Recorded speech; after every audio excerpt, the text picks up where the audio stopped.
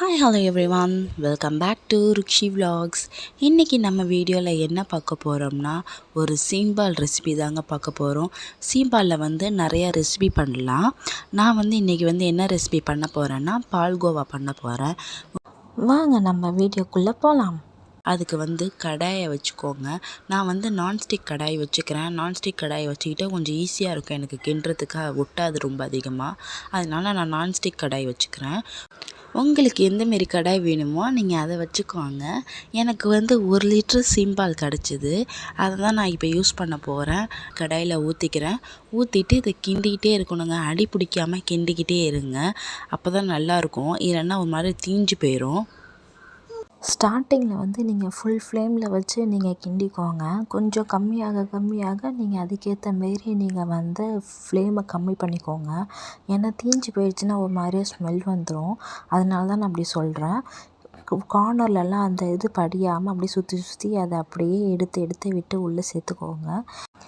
உங்களுக்கு சீம்பால் கிடச்சிதுன்னா கண்டிப்பாக யூஸ் பண்ணிக்கோங்க. ஏன்னா இது இம்யூனிட்டியை உங்களுக்கு பூஸ்டப் பண்ணும். இதில் ப்ரோட்டீன்ஸ் நிறையா இருக்குது. அதனால் இதை நீங்கள் ஸ்கிப் பண்ணாமல் கண்டிப்பாக நீங்கள் இதை யூஸ் பண்ணிக்கோங்க. உங்களுக்கு ஏற்ற மாரி எந்தமாரி உங்களுக்கு பிடிக்குமோ நீங்கள் அதுக்கேற்ற மாரி நீங்கள் டிஷ் பண்ணிக்கலாம்.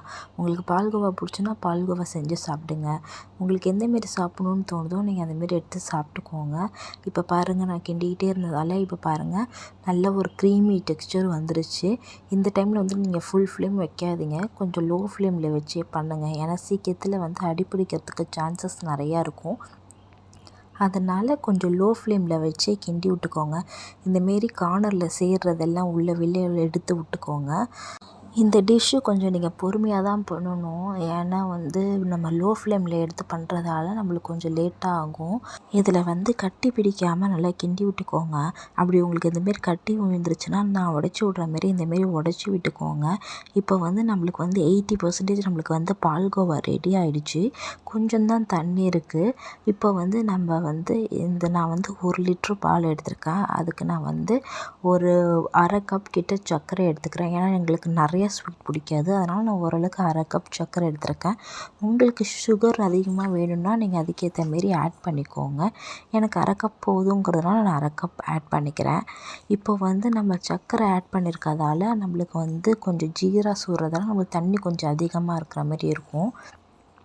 அதனால் அது கொஞ்சம் நல்ல ஃப்ளேமில் வச்சு ஓரளவுக்கு நம்ம கிண்டி விட்டுக்கலாம். நம்ம எக்ஸ்பெக்ட் பண்ண மாதிரியே அதில் எந்த ஒரு தண்ணியும் இல்லை. இப்போ நம்மளுக்கு நல்லா உதிரியாக வந்துருச்சு. இப்போ நம்மளோட பால்கோவா ரெடி ஆகிடுச்சு.